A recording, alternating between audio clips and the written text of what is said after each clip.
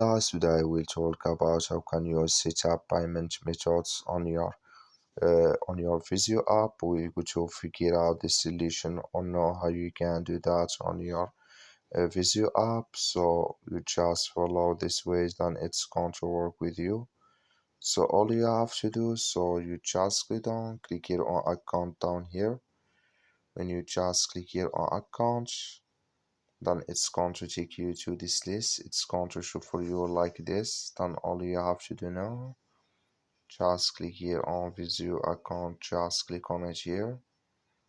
Then it's going to enter with you to this list. You click here on setup payment methods, come to this list, click here on add credit card.